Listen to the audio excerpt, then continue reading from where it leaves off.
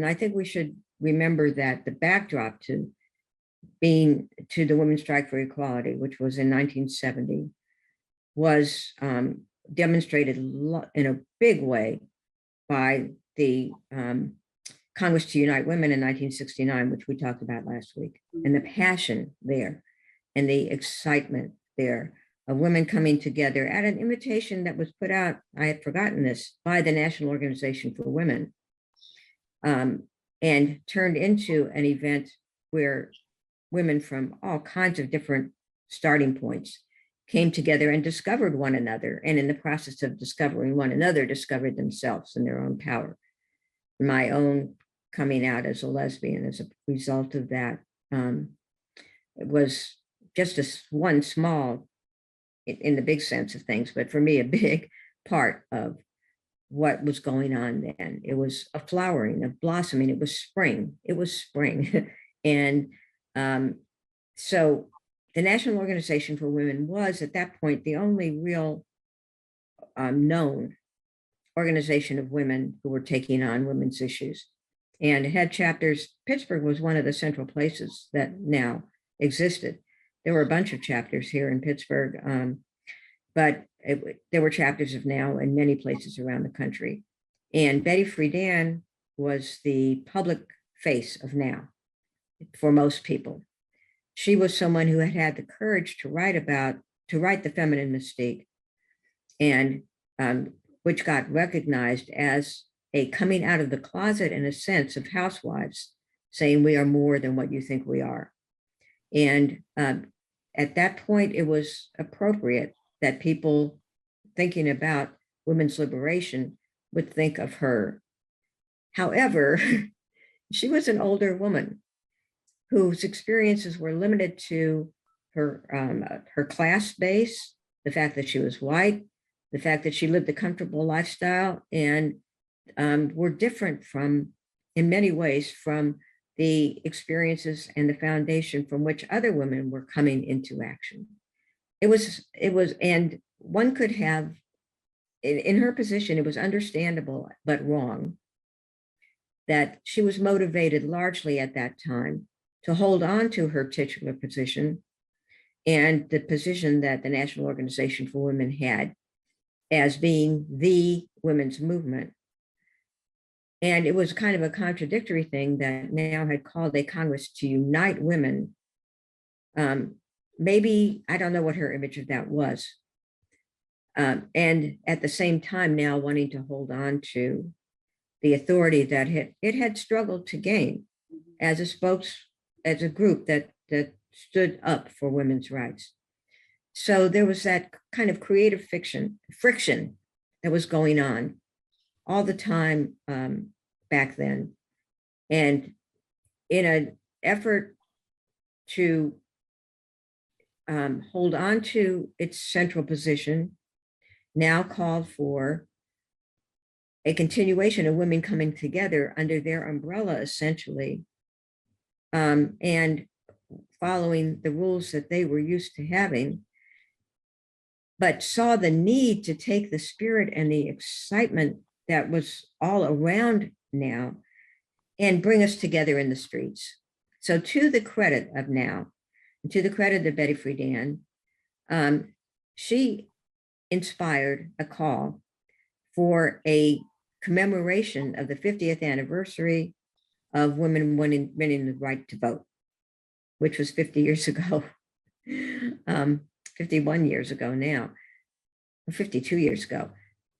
The suffrage amendment, 19th Amendment to the Constitution, had passed in 1920. And so 1970, the 50th anniversary needed to be taken note of at the same time that women were still trying to get an amendment to the Constitution that would guarantee women's equality, and it still hadn't passed. Of course, it hasn't passed yet. But so there was an excitement and enthusiasm, and it took the shape of meetings to build this demonstration happening under the auspices of now in Betty Friedan's living room in the Upper West Side of New York City. The organizations who had been listed, I think I mentioned them last week in the report on the first Congress to Unite Women, were all invited to send representatives to Betty Friedan's home, and that's how I was there. I was representing probably the Socialist Workers Party because at the same time I was a candidate for the United States Senate for the Socialist Workers Party. But there were people there from other places at various times in building this. The Young Socialist Alliance was also represented by a young woman who did most of the work, actually, in getting the word out on this demonstration. Her name is Ruth Ann Miller, or was then, and she is actually working on writing the history of all of this, which will be invaluable. She was a young mother who was enthusiastic, to say the least, about what was going on. But other people who gathered in Betty Friedan's sunken living room, I can still see this place, included Bella Abzug, who was there quite a bit. Gloria Steinem was a participant.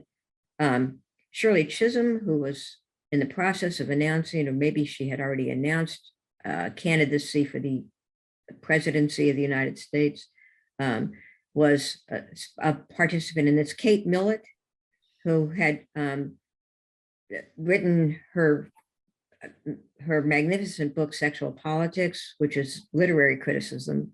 You can't tell by the title. An outstanding breakthrough piece. Kate Millett was a part of this. There was a woman named Flo Kennedy, who was a radical Black lesbian attorney, who was an amazing woman, would come to some of these meetings also.